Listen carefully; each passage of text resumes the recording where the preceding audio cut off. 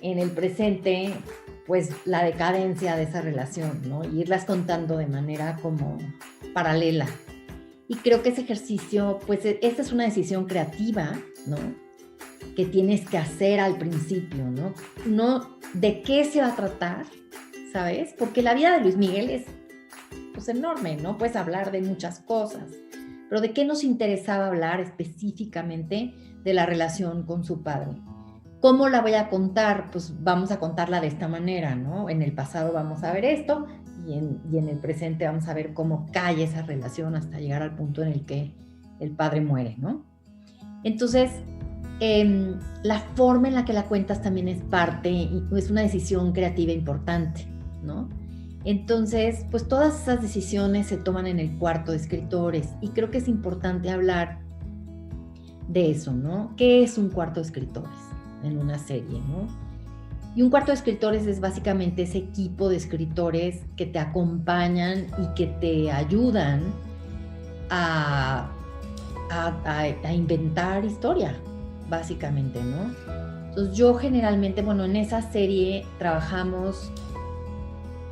éramos 6 escritores, incluyéndome a mí, y los 6 trabajamos arduamente para contar esta historia de esta manera, ¿no? En el caso de la serie de Luis Miguel, Fernando Sariñana y yo estábamos a cargo de ese cuarto de escritores, ¿no? Y pues de alguna manera a nosotros nos tocaba hacer esas decisiones creativas, ¿no? Tomar esas decisiones creativas para encauzar el trabajo del cuarto, ¿no? Entonces, trabajamos a lo largo de 5 meses, creo. Pero, y la manera en la que yo trabajo son 5 meses de lunes a viernes, de 10 de la mañana a 6 de la tarde.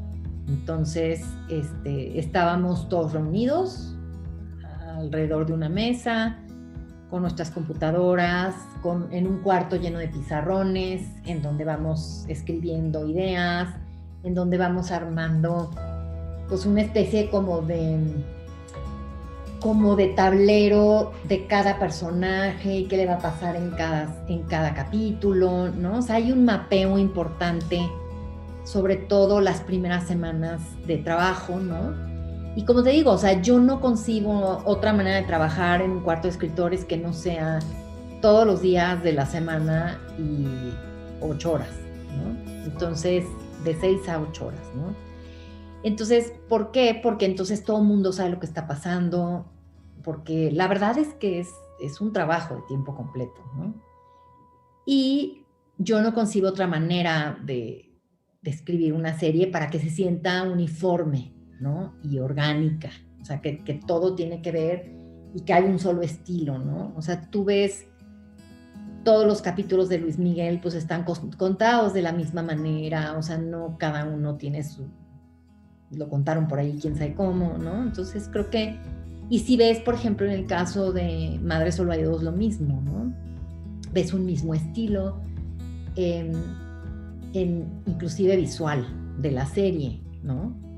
Entonces creo que hay muchas cosas que yo podría contarte de cómo se hace una serie, ¿no?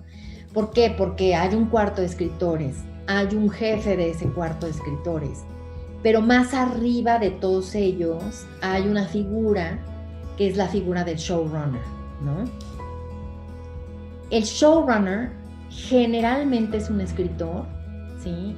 El showrunner generalmente es el creador de la serie, más no necesariamente, pero lo que sí te puedo decir es que el showrunner es esa persona que sobrevé toda la serie de principio a fin, ¿sí? En mi caso, por ejemplo, en Madre Solo hay dos, yo pitché la serie, yo la vendí, ¿no? Yo contraté a los escritores, ¿no? Bueno, Netflix me ayudó, pero yo decidí quiénes son los escritores, ¿sí? Del cuarto de escritores.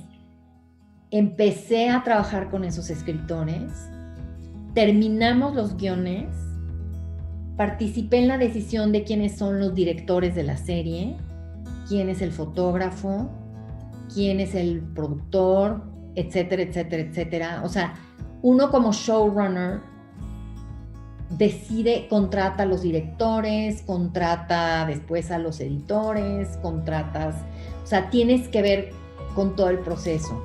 Tú tienes que estar en el set del brazo del director, ¿sí?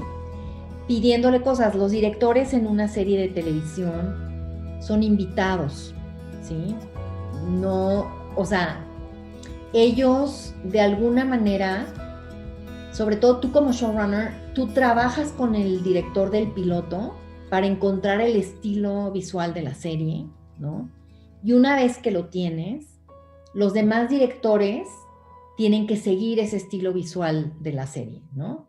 Es decir, tú como showrunner junto con el director del piloto decides que en tu serie no hay planos secuencias, por ejemplo, ¿no? Que quieres cobertura en distintos tamaños, en fin, todo lo que tiene que ver con el lenguaje visual.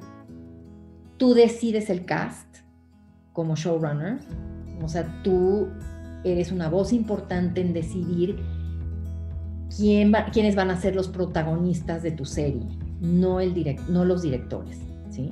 Sino tú como creador, tú como showrunner. Entonces, una vez que se graba la serie y que como showrunner estás en el set supervisando que todo se haga conforme a los acuerdos o a tu visión, ¿sí? Participas también en la edición de los capítulos, o sea, los directores te pasan a ti como showrunner su corte, pero tú como showrunner haces tu corte final. Eso es lo que entregas a Netflix, a Amazon o a quien tú quieras, ¿no? Tú trabajas con los músicos para el concepto de la música, ¿sí? Y tú entregas el capítulo terminado.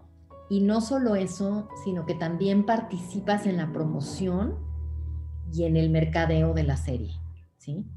Entonces, como verás, la figura más importante de una serie es esta figura del showrunner, que no estoy segura. Yo acabo de llegar de Los Ángeles hace un año, ¿no? Y llegué porque iba a hacer esta serie que se llama Madres Solo Hay Dos, aquí en México. Y no estoy segura de que esta figura del showrunner suceda en todas las producciones, ¿sabes? Y en todas las plataformas, pero esta es la manera en la que yo trabajo.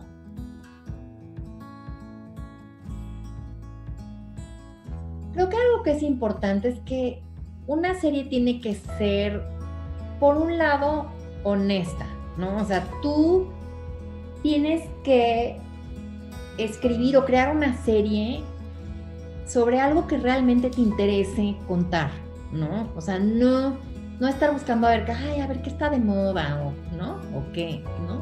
Simplemente es algo que tú quieres contar como creador, ¿no? Yo creo que eso, ¿por qué? Porque a la hora que lo pichas, se siente esa pasión, ¿sí? O sea, tú dices, es que yo tengo que contar esto porque a mí me pasó, porque yo estoy pensando en esto, porque estas son las cosas que me preocupan en la vida, ¿no? Entonces, se convierte en algo como muy personal y eso es algo que a la persona que tú se lo estás pichando lo conmueve, ¿sabes? O sea, en ese sentido de la palabra, o sea, lo siente que es neto, que, ¿no?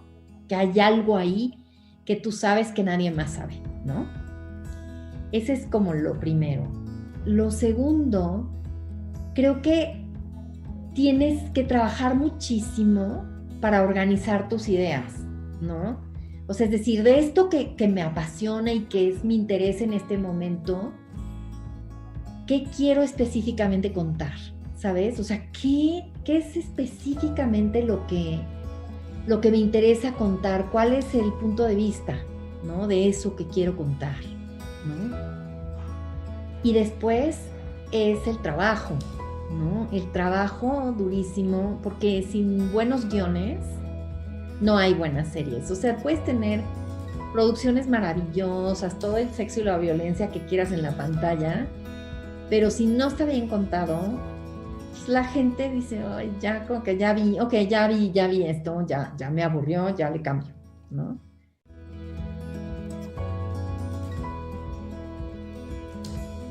Pues Sogem siento que siempre ha estado ahí, ¿no? O sea, siempre ha estado presente como en la vida cultural de México, ¿no? No sé cuántos años tenga Sogem de haberse fundado, pero de alguna manera pertenecer a una comunidad, ¿no? De escritores, tanto de cine como de televisión, y de, ¿no?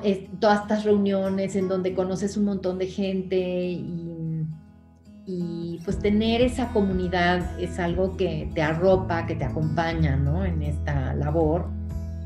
Y creo que también un poco en esta necesidad como de, pues de aprender como a negociar, ¿sabes? O sea, como todo el apoyo que te ofrecen, ¿no? De, sí, los contratos y esto y el otro, porque pues cuando estás empezando siento que no sabes muchas cosas, ¿no? Y creo que Sogem, en el momento en el que yo me uní a Sogem, que ya no sé hace cuánto fue, 1000 años yo creo, yo sentía, ¿no? Como esa necesidad de estar arropada por un equipo de personas que supieran lo que estaban haciendo, porque yo no sabía, ¿no? Entonces, y toda esta cuestión, ¿no? De las regalías y de que, ¿no? Todos estos, los derechos de autor, ¿no? Que son tan importantes en este país y que son importantes para todos, ¿no?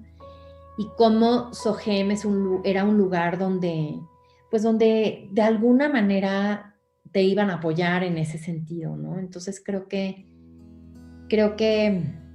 sí, o sea, de alguna manera sentí como esa necesidad de acercarme a un equipo que supiera, que tuviera experiencia y que tuviera como la labor de defender los derechos del autor.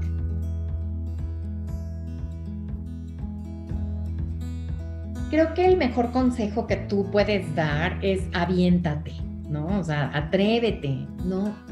Creo que el peor enemigo es uno mismo, ¿no? Y siempre eres tú el que te autocensuras, el que dices, esto es una porquería, esto no se lo voy a enseñar a nadie porque se van a reír de mí, se van a burlar, ¿no? Y yo siempre digo, perdido ya está, o sea, no tienes nada, ¿no?